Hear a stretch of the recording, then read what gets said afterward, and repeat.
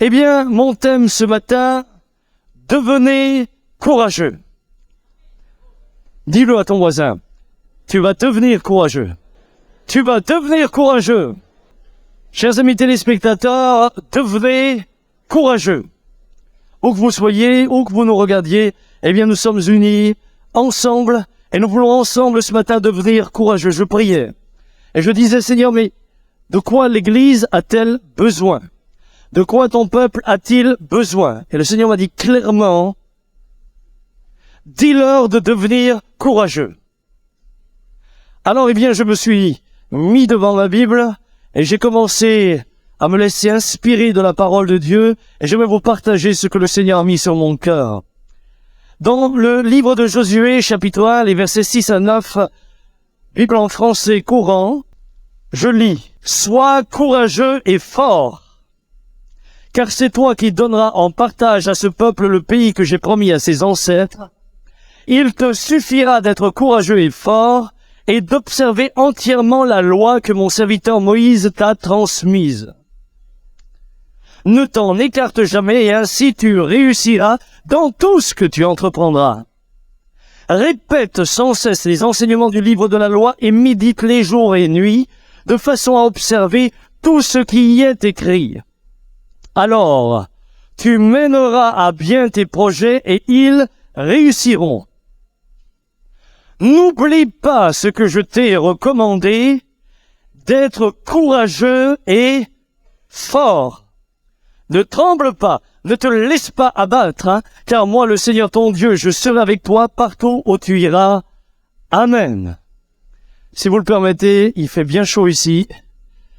C'est pas que je manque de courage. Et on m'a même mis un porte-manteau. Je trouve ça merveilleux. Très souvent, nous considérons que le courage et la force sont des traits de caractère naturels, que certains, eh bien, ont plus que d'autres, ce qui en partie est vrai. Cependant, malheureusement, nous sommes parfois prêts à accepter de vivre dans la défaite et dans le découragement, tout simplement parce que nous partons du principe que nous n'avons pas cette force de caractère qui nous permet d'être courageux. Et nous allons vivre ainsi, très souvent dans l'échec, au travers de notre manière de voir les choses et de vivre. Non seulement nous n'allons jamais rien entreprendre et rien voir réussir, mais de surcroît, ceux qui nous entourent, et je parle là de votre femme et de vos enfants, vont devoir eux également subir votre manque de courage et votre manque de conviction, tout simplement parce que, avant même d'avoir commencé, vous êtes déjà convaincu que vous allez échouer. Vous n'avez pas encore commencé que déjà vous dites « je suis trop faible, moi je ne peux pas faire cela » et vous acceptez la défaite avant d'être rentré dans le combat. Frères et sœurs, ce matin, Dieu veut changer ces choses. Dans la Bible, Jésus va parler d'un homme qui avait ce genre d'attitude dans la parabole des talents. Que nous est-il dit? Matthieu chapitre 25, versets 24 à 30. Il est dit, celui qui n'avait reçu qu'un talent, s'approchant ensuite, et il dit, Seigneur, je savais que tu es un homme dur qui moissonne où tu n'as pas semé, et qui amasse où tu n'as pas vanné. J'ai eu peur et je suis allé cacher ton talent dans la terre. Voici, prends ce qui est à toi. Son maître lui répondit, serviteur méchant et paresseux, tu savais que je moissonne où je n'ai pas semé, que j'amasse où je n'ai pas vanné. Il te fallait donc remettre mon argent au banquier, et à mon retour, j'aurais retiré ce qui est à moi avec intérêt. Ôtez-lui donc le talent, et donnez-le à celui qui a les 10 talents, car on donnera à celui qui a, et il sera dans l'abondance. Mais celui qui n'a pas, on ôtera même ce qu'il a, et le serviteur inutile, jetez-le dans les ténèbres du dehors, où il y aura des pleurs et des grincements de dents. Voilà un homme qui a manqué de courage. Voilà un homme qui a considéré avant même d'avoir commencé que de toute manière, il n'arriverait pas. Sur ce postulat, frères et sœurs, il décrétera qu'il vaut mieux ne rien faire, ce qui, de plus, ne lui procurera même pas la joie d'avoir essayé. Voyez-vous, c'est là le drame. Il sera même privé de tout ce qu'il aurait pu avoir s'il avait essayé. Mais parce qu'il décrète d'avance qu'il ne peut pas, parce qu'il manque de courage, il ne verra même pas, ne serait-ce qu'un iota de ce que Dieu aurait voulu lui donner. Il me fait penser à une image que je voudrais employer. Alors que j'y réfléchissais, cette image m'est venue. Imaginez un pauvre qui est devant une porte. Mais la porte, il ne l'ouvre pas. Par manque de courage, par manque de conviction. Vous savez, j'ai pas le courage d'ouvrir. D'abord, je sais pas si elle est ouverte. Deuxièmement, je sais pas ce qui se trouve derrière. Peut-être que derrière, il vaut mieux la laisser fermer. Elle reste ainsi dans sa pauvreté, sa misère, enviant les autres et trouvant que les autres réussissent en tout. Voilà qu'un jour un autre arrive. Il arrive devant la même porte, il l'ouvre, et la découvre des richesses inestimables, repart béni. Le premier va le regarder désabusé. Il ne peut même pas dire Dieu n'est pas bon envers moi puisque Dieu avait mis la porte devant lui. Mes amis, dans la vie de millions d'hommes et de femmes, Dieu a placé des richesses, mais jamais il n'ouvre la porte par peur. Il y a des hommes et des femmes qui ont eu des idées géniales. Ils n'ont jamais eu, par manque de courage, la force de les exploiter. Ils les ont partagées. Un autre s'est emparé de leur idée et est devenu riche à leur place. À la fin, ils sont frustrés. Ils en veulent au monde entier. Et lui, c'est pas juste. C'était mon idée. Peut-être c'était ton idée, mais t'as pas eu le courage de la mettre en pratique. Tu n'as donc là que les conséquences, de ton manque d'investissement et de courage. Ma question ce matin est la suivante. Sommes-nous condamnés à rester ainsi? La Bible me dit que non. Il se peut que ce matin vous soyez venus, vous vous sentez faible, vous vous sentez découragé, vous manquez, de ce courage d'en haut, vous manquez de cette force. Vous avez envie de laisser tomber tout ce que vous êtes en train de faire, mais je vais vous dire, il y a pour vous autre chose dans votre vie que de vivre une vie d'échec et de misère basée constamment sur la dépendance des autres. Dieu veut changer cela. Et si Dieu m'a demandé de prêcher là-dessus, c'est parce que j'ai la conviction que beaucoup en ont besoin. Mais j'ai une bonne nouvelle. Peut-être es-tu comme celui qui est devant la porte, mais ce matin, j'aimerais que tu reçoives la force et le courage, une fois pour toutes, d'ouvrir cette porte. Et au lieu que d'autres profitent des richesses que toi t'as reçues, c'est toi qui vas en jouir. C'est toi qui vas en jouir. Comment devenir courageux? Est-ce que ça vous intéresse? Chers amis téléspectateurs, comment devenir courageux? Première des choses, ce sera mon premier point. Prendre conscience de ma responsabilité. Je ne suis pas condamné à rester ce que je suis aujourd'hui. Dieu ne m'a pas créé et ne m'a pas destiné à être un homme qui constamment a peur et vit dans le découragement, ou une femme qui constamment a peur et vit dans le découragement. Dieu ne vous a pas appelé à cela. Il vous a appelé à autre chose. Lorsque l'Éternel dit à Josué, après que Moïse son serviteur soit mort, sois courageux et fort, il y a là une recommandation. Il lui dit pas, attends passivement que le courage te tombe dessus. Il lui donne un ordre, sois courageux et fort. C'est pas une proposition. C'est un impératif, sois courageux et fort. Vous savez, souvent, on est là de manière très passive et on est dans un espèce de fatalisme. Les choses sont comme elles sont et si elles sont comme elles sont, c'est qu'elles devaient être comme elles sont et c'est que ma vie est faite pour cela. Mamma mia.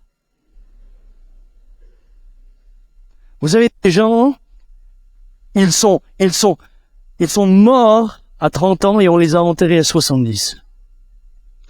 Parce qu'à 30 ans déjà, ils n'avaient plus d'objectifs. Terminé.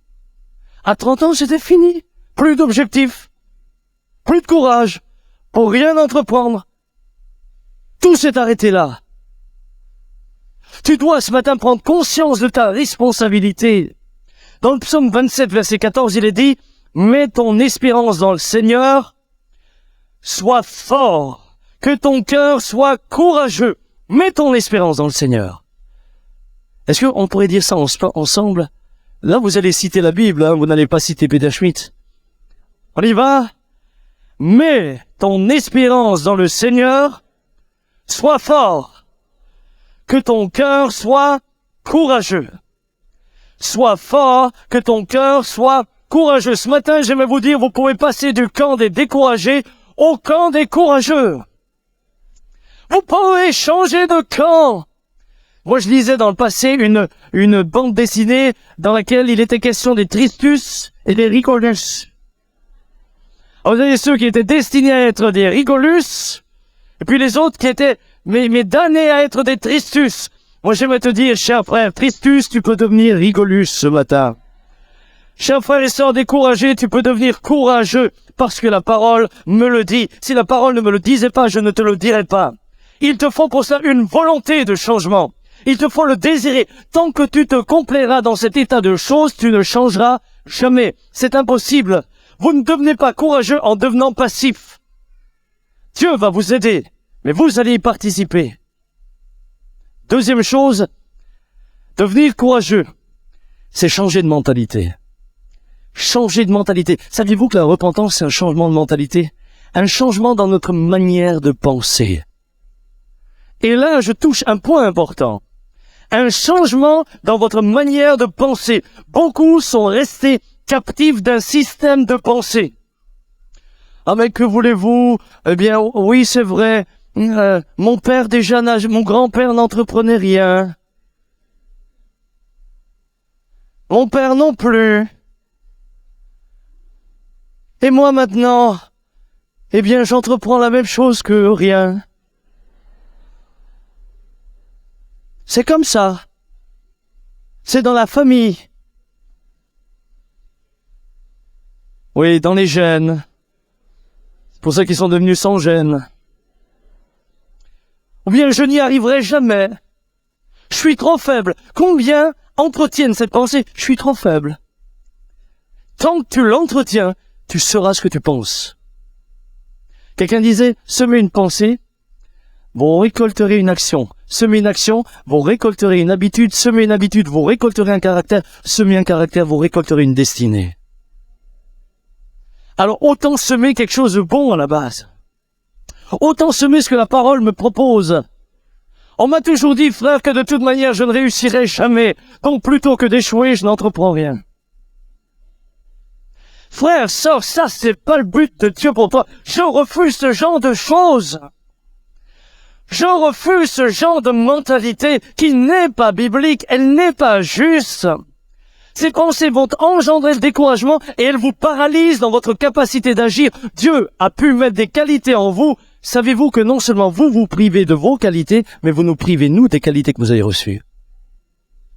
Vous ne vous privez pas vous-même uniquement. Vous privez ceux qui sont autour de vous de ce que Dieu a mis de bon en vous. Et c'est pourquoi j'aimerais vous inviter aujourd'hui à aller plus loin. Vous ne pouvez pas dire, je n'ai pas les capacités, frère. Tu peux pas le dire tant que t'as pas essayé. Allô? Si t'essayes pas, tu peux même pas dire, j'ai pas les capacités. T'as pas le droit. Parce que si tu n'as pas essayé, tu n'as pas permis de vérifier si en réalité tu ne l'étais pas. Mais tu es en train de te priver peut-être de quelque chose dont tu es capable. Et qui pourrait devenir une bénédiction pour beaucoup. Vous savez, le fait que vous refusez le combat, le fait que vous ne livrez pas le combat, ne vous permet même pas de faire votre propre analyse. Quand vous menez un combat, si vous perdez, au moins ensuite vous pouvez dire, il est plus fort. Mais vous avez eu le courage de vous mesurer. Ceux qui abandonnent la bataille avant même qu'ils l'ont livrée, ils ne peuvent même pas examiner pourquoi ils l'ont perdue s'ils devaient la perdre. Écoutez bien maintenant. Si je perds la bataille, je peux faire l'examen des raisons qui m'ont fait perdre la bataille. Et donc je peux travailler mes points faibles pour devenir fort là où j'étais faible, afin que la prochaine fois, la bataille, je la gagne. Mais si tu la livres pas, tu changeras jamais. Ma mère, parfois, quand elle m'en voulait, me disait, t'as pêché à ox ou ne blieb à ox? Voilà, alors ça c'est... Comment ça c'est vrai, ma femme? Je proclame ce que je suis en Christ, une nouvelle créature. Unter ox ist ein Lamm geworden, jetzt, so ist's. Traduction. Et le bœuf est devenu un agneau. Ma mère m'a toujours dit, tu es un bœuf et tu resteras un bœuf. Maintenant, elle reconnaît en moi un ange. Peut-être pas tout à fait, j'ai peut-être exagéré. Frères et sœurs, ce que je vous dis là, ça peut changer votre vie. Vous savez, j'étais en train de faire le message et les pensées me venaient comme ça, elles me coulaient. Et je sais qu'elles viennent de l'esprit. Ça peut changer ta vie. Arrête de ne pas livrer la bataille. Lève-toi. Les Israélites, une armée entière était devant un Goliath paralysé parce qu'il pensait personne ne peut le vaincre. Heureusement qu'il y avait un type qui pensait autrement, c'est David. Heureusement qu'il y en avait un. Toute une armée paralysée. Il y en avait un qui avait le courage de penser autrement. L'armée d'Israël avait peut-être raison de penser comme ça de manière charnelle. Mais, si je considère que cette armée connaissait le Dieu vivant, alors je me dis, elle avait entièrement tort. Parce que nos pensées en tant que chrétiens doivent tenir compte d'un élément essentiel. C'est le Dieu que nous servons. Si je suis seul, alors j'ai peut-être peur. Mais maintenant, Georges, viens voir chez moi. Viens aussi. Jacques. Au début, je suis seul. Oui, je peux avoir peur. Mais en recevant Jésus dans ma vie, je reçois le Fils et le Saint-Esprit. Et le Père regarde sur nous. J'ai l'air seul maintenant? Allez, s'il y en a un qui me cherche des noises, venez voir, venez, hein? Viens vite.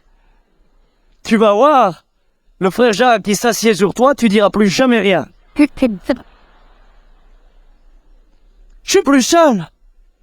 Dankeschön für die Hilfe in der Predigt. Je suis plus seul. Il est avec moi. Le Saint-Esprit est avec moi. Der Beistand ist hier. Le Paraclète est là. Il est avec moi. Et c'est pourquoi je suis fort par Christ qui me fortifie. Regardez ce qu'il est écrit. Paul dit, car les armes avec lesquelles nous combattons ne sont pas celles de la chair. Cependant, elles ont le pouvoir du fait de Dieu de démolir des forteresses. Nous démolissons les raisonnements. Et ce matin, je me fais un malin plaisir de démolir certains raisonnements.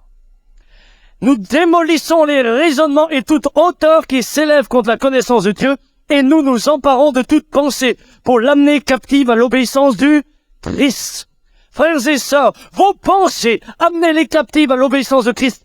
Si Noé avait pensé comme certains pensent, il n'aurait jamais planté le premier clou pour bâtir l'arche. Jamais. Il dit, mais non. Construire un bateau, j'ai jamais fait ça. En plus de ça, je suis pas forcément menuisier ou charpentier. Mais c'est parce qu'il était capable de penser autrement qu'il a réussi. Capable de penser selon ce que Dieu dit. Paul dit, nous ne combattons pas avec les armes de la chair. Pourquoi? Pourquoi ne faut-il pas combattre avec les armes de la chair? Tout simplement. Parce que les uns, s'ils comptent sur leur chair, ils se voient tellement faibles qu'ils ne font jamais rien. Et les autres, parce qu'ils se sentent peut-être trop forts dans leur chair, s'appuient que sur leur chair pour faire certaines choses et échouent de la même manière. Nous nous appuyons sur Dieu. Il y a le récit d'un homme dans l'Ancien Testament, Gédéon. Vous connaissez Gédéon. L'Éternel lui dit, « Mais je serai avec toi, et tu battras Madian comme un seul homme. » Ça, c'est la différence. Je serai avec toi. Gédéon fait d'abord l'inventaire de la chair. Et l'inventaire de la chair lui dit quoi? Je suis de la plus petite tribu, de la plus petite famille, et je suis plus petit de la plus petite famille, de la plus petite tribu d'Israël. Il y avait de quoi être vraiment petit. Aux yeux humains, et si je prends une considération sociale, je ne vois en lui aucun héros. Dieu, lui, l'appelle déjà son vaillant héros. Si je viens en considérant mes capacités charnelles, alors je suis voué à l'échec dès le départ. Alors je risque de me décourager. Vous, aujourd'hui, vous vous considérez peut-être comme lui, petit et incapable. Dieu, lui, voit déjà en lui un vaillant héros. Toi, tu te considères comme un zéro, lui comme un héros. Tu te considères peut-être ce matin comme un piètre pécheur. Lui te considère au travers du sang de son fils comme un homme racheté, un saint qui était lavé par le sang de l'agneau. Toi, tu dis, je ne peux pas. Lui te dit, tu peux tout par celui qui te fortifie. Écoutez voir. L'apôtre Pierre n'était qu'un pêcheur de Galilée. Aucune culture, aucune instruction, si ce n'est la pêche. La société d'alors ne voyait qu'en Pierre, le pêcheur qui habite à Capernaum. Dieu voyait en Pierre, le piètre pêcheur, le futur leader de son Église. Les hommes considéraient un homme complètement faible. Dieu peut voir en toi ce que personne ne peut y voir. Cependant, il te faut, pour cela, accepter son regard sur ta vie. Et nous allons aller plus loin ensemble. Il te faut apprendre à te laisser guérir dans ta manière de penser. Un jour, l'on emmène, auprès de Jésus, un paralytique. Il est dit, et voici, on lui amenait un paralytique dans Matthieu 9. Couché sur un lit, Jésus, voyant leur foi, dit au paralytique, « Prends courage, mon enfant, tes péchés te sont pardonnés. » C'est ce qu'il nous dit à chacun d'entre nous. Chers téléspectateurs, il vous le dit maintenant, prends courage. Tes péchés te sont pardonnés. Et puis, le texte continue, sur quoi quelques scribes dirent au-dedans d'eux, cet homme blasphème, et Jésus connaissait leurs pensées, dit, pourquoi avez-vous de mauvaises pensées dans vos cœurs? Car lequel est le plus aisé de dire, tes péchés te sont pardonnés, ou de dire, lève-toi et marche? Or, afin que vous sachiez que le Fils de l'homme a sur la terre le pouvoir de pardonner les péchés, lève-toi, dit-il au paralytique, prends ton lit et va dans ta maison. Cet homme se voyait dépendant, incapable de faire ou d'entreprendre au vu de son physique quoi que ce soit. Et c'est vrai que tant que Jésus n'est pas là, nous pouvons être dans cet état, à considérer que nous ne sommes capables de rien. Mais quand Jésus vient, les choses changent. Quand Jésus vient, celui qui physiquement était paralysé, se lève et se met en marche. Quand Jésus vient, celui qui était paralysé dans ses pensées et qui se disait de toute manière je ne pourrai jamais rien faire ni rien entreprendre, Jésus vient, le touche et le guérit. Maintenant il te faut faire quelque chose, c'est lève-toi et marche. Arrête de te complaire. Change d'orientation. Troisième point. Apprends à confesser la parole de Dieu. Je suis surpris de rencontrer les chrétiens qui, très souvent, sont négatifs dans leur confession. « Ah, tu sais, frère, j'étais tellement déçu. J'entreprends plus rien. Tu te donnes de la peine et après tout le monde te tourne le dos. Tu te retrouves là seul. Non. Et puis l'église, ça manque tellement d'amour. D'autres sont là. Tu sais, frère, moi, ma vie n'est faite que de tuiles. J'en ai eu une deuxième. Et puis, comme le dit le dicton, jamais 203. Alors, il l'attend déjà. Puis on peut continuer, on peut faire la série Peugeot 304. 405. 506. Enfin, vous pouvez avoir toute la gamme, hein. Et il fonctionne comme ça, ils viennent à l'église. Oh, Seigneur, merci pour ta paix, ta joie. Seigneur, aide-moi à supporter le prochain coup qui va venir. Ils ont déjà la foi pour le prochain coup. Ils l'attendent. Ils sont prêts. Et on est tellement pris les coups que maintenant, ça ne fait plus rien. Mais ça, c'est pas ta destinée. Ça, c'est pas ce que Dieu veut. Oui, nous prenons des coups quand nous sommes sur le ring avec le diable et c'est normal. Il n'y a aucun boxeur qui monte sur le ring en s'imaginant qu'il va pas prendre une baffe. Il n'y en a pas. Mais tu montes sur le ring pour gagner. Pas pour que le diable t'y percutes constamment, pain. Eh bien, bientôt, il va y en avoir une autre. Et elle va venir. Mon frère, ma sœur, apprends à confesser ce que dit la Bible. Si tout le temps que nous passons à confesser des choses négatives, nous commencerions à le passer à confesser des choses positives. Moi, je peux vous dire, votre vie changerait. Le matin, tu te réveillerais, merci Seigneur pour la femme que tu m'as donnée. Hein, au lieu de râler, oh, pour y ronfler toute la nuit, j'ai mes clics. Alors, franchement, souvent, on se lève comme ça. Mais c'est pas vrai. Mais je peux pas te boucher le nez, dire une série. Ou alors, le matin, le mari lui dit, bonjour chérie, va te brosser les dents. Ça, c'est motivant, ça, hein? Ah, ça vous donne du punch. Apprenez à fonctionner autrement. Seigneur, merci pour la femme que tu m'as donnée. Merci pour mon mari. Merci pour son haleine. Au moins, je suis sûr qu'aucune autre ne s'intéressera jamais à lui. Commence à voir les choses autrement. Change ta manière de voir. Écoute ce que la Bible dit. Dans Joël 3, verset 10. De vos royaumes forgez des épées et de vos serpes des lances, que le faible dise je suis fort. La Bible te dit, commence à dire autre chose que ce que tu ressens. Oui, dans ta chair sans Dieu, c'est vrai, tu es faible. Mais maintenant tu es avec lui, tu es plus seul. Que le faible dise, je suis fort. Dis-le encore à ton voisin ce matin, tu es fort. Mais tu es fort. Alors écoutez-moi bien, il ne s'agit pas de la méthode Coué, n'est-ce pas? Qui consiste à dire des choses positives en espérant qu'on va changer. Ça change rien. Il s'agit de proclamer ce que Dieu dit. Pas de proclamer ce que moi j'ai envie. J'ai pas à me dire tel plus beau, tel plus beau, tel plus beau, ça changera rien à ma tête. Mais si je dis, je sais que Jésus m'aime parce que je suis une créature merveilleuse, là ça change tout. Et là tu prends de l'assurance. Et là au lieu de te faire du souci, moi je regarde parfois, je suis au feu rouge, je regarde des dames à côté de moi avec le miroir. Des fois je me dis, on est quand même pas loin de Cheetah, hein. Ben, bon, les frères, faites ça. En fait, c'est intéressant. Vous avez une dame au feu rouge, regardez comme ça en coin. C'est intéressant à observer. Bon, les hommes, on n'est pas mieux, parce que nous, souvent, les hommes, c'est pas terrible non plus. Il y a une sœur qui crie très fort, ça c'est vrai, sûrement que le mari doit être concerné. Mais enfin, proclame ce que Dieu dit sur toi.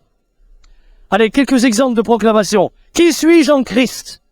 Dans 1 Jean 12, je suis un enfant de Dieu. Est-ce que tu peux dire ça? Je suis un enfant de Dieu. Peut-être que mon père et ma mère m'ont abandonné, ça a été douloureux, mais moi je suis un enfant de Dieu.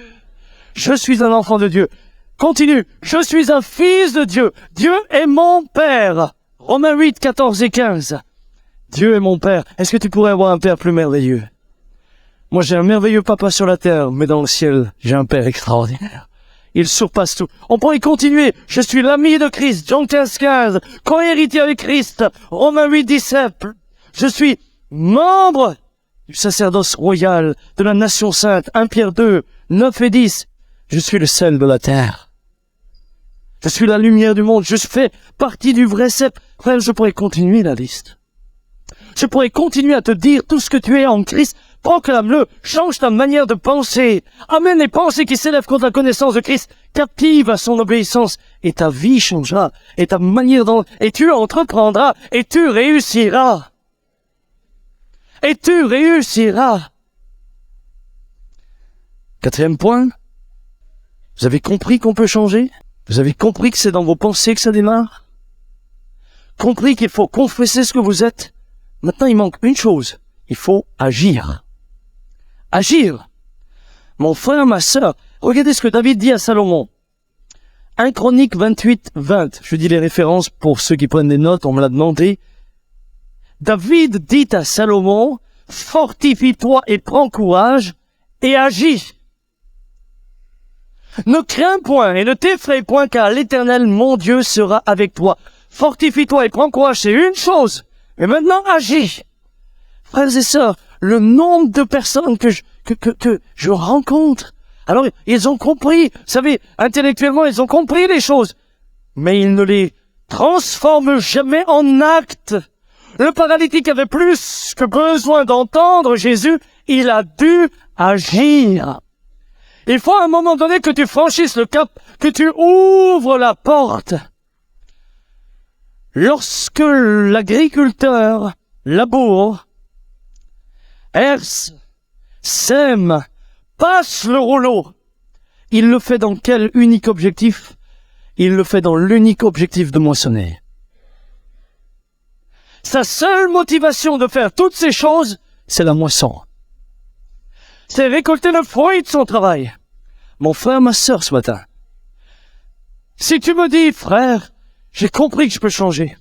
Frère, j'ai compris que mes pensées doivent être renouvelées, mon intelligence renouvelée. J'ai compris qu'il faut que je confesse, je le fais. Et tu n'agis pas, tu me ferais penser à cet agriculteur qui a labouré, qui a hercé, qui a semé, qui a passé le rouleau, et qui en fin de compte oublie de récolter. Si tu n'agis pas, tu ne récolteras jamais le fruit de ton travail. Agir. Ne dites pas, je ne suis pas à la hauteur. Ne dites pas, la société est tellement mauvaise. Qu'est-ce que tu fais pour la changer? Rien. Alors essaye au moins de faire quelque chose. Ce matin, peut-être quelqu'un est là et dira, mais j'aimerais tellement m'engager avec les enfants dans les écoles de dimanche. Je sens que j'ai des choses pour eux. Mais je pense pas que je suis assez compétent. Arrête de dire ça. Essaye d'abord. Engage-toi d'abord. Ça peut être vrai. Pour la cellule, je voudrais bien, mais j'ai pas le courage. J'ai peur que les autres sentent que je n'ai pas la même connaissance biblique. Arrête de parler ainsi. Engage-toi. C'est peut-être pour la télévision, pour la radio. Il y a peut-être des gens qui ont des qualités, des capacités pour ce genre de choses. Pour les caméras et autres. Et vous êtes là en vous disant, mais j'aimerais tellement le faire, mais... Non, à la fin, je vais trembler trop. Tu peux pas dire que tu vas trembler avant de l'avoir tenu. Tiens là d'abord, après on regarde si tu trembles. Et si tu trembles, on va t'aider à plus trembler. Amen. Change! Oh, je voudrais tellement m'engager dans le quartier libre, aller dans les quartiers. Mais vous savez, frère, c'est dangereux. Ah ouais?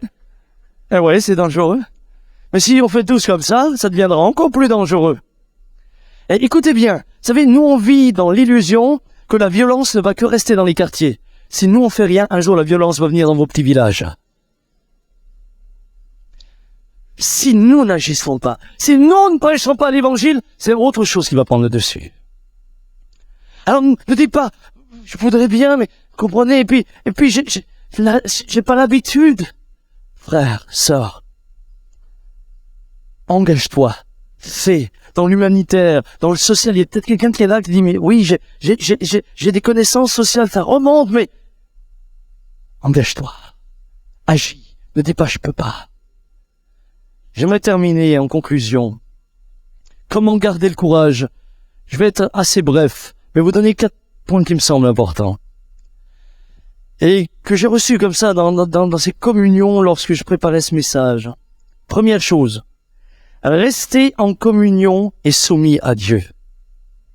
Si tu es courageux maintenant, si tu as passé ces étapes, si enfin tu as changé, sur le lieu de dire tout le temps je suis faible et j'arriverai jamais, mon père était comme ça, tu dis maintenant mon papa était comme ça, ma maman était peut-être comme ça, mais moi et ma génération, moi et mes enfants, ça va changer.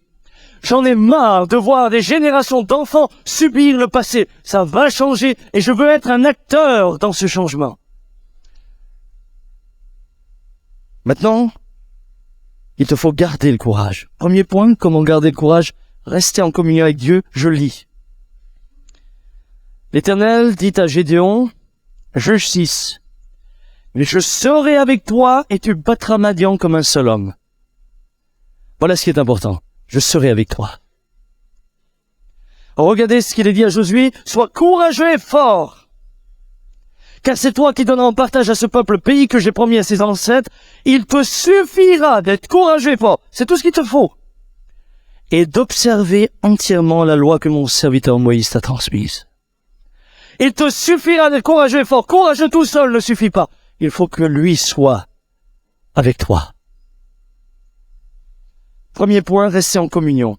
Deuxième point, chercher la présence de gens qui encouragent.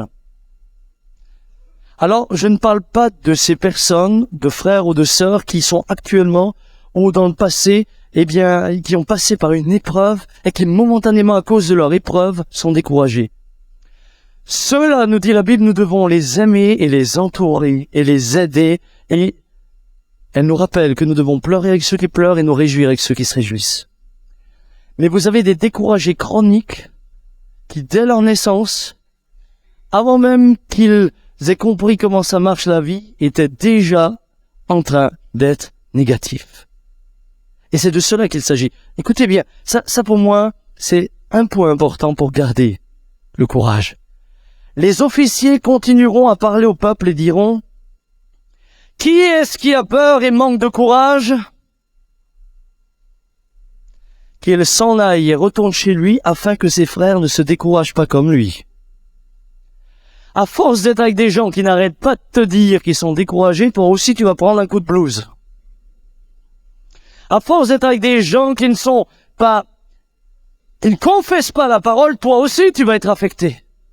Mon frère, ma sœur, vous avez des gens qui critiquent du lever du soleil jusqu'au coucher du soleil. Mais ils sont nés comme ça. Ou ils sont devenus comme ça par la vie. Mais t'as l'impression qu'ils ont été baptisés dans le vinaigre. Franchement, tu dis, mais il a été baptisé dans le vinaigre, lui, ils lui ont pas mis de l'eau. Et dès le départ, qu'est-ce que c'est encore cette journée? De nouveau du soleil comme ça. Le lendemain, il y a des nuages. Mais c'est pas possible dans ce pays, hein. Mais c'est pas possible, hein. On se dirait à Londres. Le surlendemain, ils vont se lever. Il y a un peu de pluie. Mais il y en a marre de la pluie. Mais il pleut tout le temps dans ce pays. Avec l'église, c'est la même chose. Ah là là. Non, il a prêché trop fort aujourd'hui, hein. La fois d'après, il a prêché court, il a rien à nous dire. Quand tu vas le visiter, et tu pars, il dit, t'as vu, nouveau l'autre, il vient nous voir, il a rien à faire d'autre que de venir nous voir. Tu vas pas les visiter. Personne nous aime dans l'église, même pas le pasteur, il vient nous voir, hein. Non mais attends, passe une fois 8 jours avec des gens comme ça, tu ressors. Ouais, je n'ai même pas manala ou vive à la pêche. C'est plus où t'en es. C'est plus. Frères et sœurs, si ça en restait là, ce serait pas grave.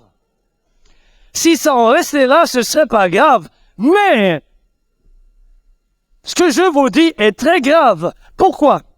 Ces gens-là peuvent vous priver du pays promis. Ces gens-là peuvent vous priver du pays promis. Regardez ce qu'il a dit dans Deutéronome. Où monterions-nous? Nos frères nous ont fait perdre courage en disant, c'est un peuple plus grand et de plus haute taille que nous, ce sont des villes grandes. Les officiers continueront à parler au peuple et diront, qui est-ce qui a peur et manque de courage? Qu'il s'en aille et retourne chez lui afin que ses frères ne se découragent pas comme lui. À force d'être avec des gens qui n'arrêtent pas de te dire qu'ils sont découragés, toi aussi tu vas prendre un coup de blues. À force d'être avec des gens qui ne confessent pas la parole, toi aussi tu vas être affecté. Mon frère, ma sœur, vous avez des gens qui critiquent du lever du soleil jusqu'au coucher du soleil. Mais ils sont nés comme ça. Ou ils sont devenus comme ça par la vie. Mais t'as l'impression qu'ils ont été baptisés dans le vinaigre. Franchement, tu dis, mais il a été baptisé dans le vinaigre, lui, ils lui ont pas mis de l'eau. Et dès le départ, qu'est-ce que c'est encore cette journée? De nouveau du soleil comme ça. Le lendemain, il y a des nuages. Mais c'est pas possible dans ce pays, hein. Mais c'est pas possible, hein. On se dirait à Londres. Le surlendemain, ils vont se lever. Il y a un peu de pluie. Mais il y en a marre de la pluie. Mais il pleut tout le temps dans ce pays. Avec l'église, c'est la même chose. Ah là là, non, il a prêché trop fort aujourd'hui. Hein. La fois d'après, il a prêché court, il a rien à nous dire. Quand tu vas le visiter, et tu pars, il dit, t'as vu, nouveau l'autre, il vient nous voir, il a rien à faire d'autre que de venir nous voir. Tu vas pas les visiter. Ah ben, personne nous aime dans l'église, même pas le pasteur, il vient nous voir, hein. Non mais attends, passe une fois 8 jours avec des gens comme ça, tu ressors. Va, je n'aime pas là, au vive à la pêche. C'est plus où t'en es. C'est plus. Frères et sœurs, si ça en restait là, ce serait pas grave. Si ça en restait là, ce serait pas grave. Mais, ce que je vous dis est très grave. Pourquoi? Ces gens-là peuvent vous priver du pays promis. Ces gens-là peuvent vous priver du pays promis. Regardez ce qu'il a dit dans Deutéronome. Où monterions-nous? Nos frères nous ont fait perdre courage en disant, c'est un peuple plus grand et de plus haute taille que nous, ce sont des villes grandes et fortifiées jusqu'au ciel. Nous y avons même vu des enfants d'Anak. Et la fin?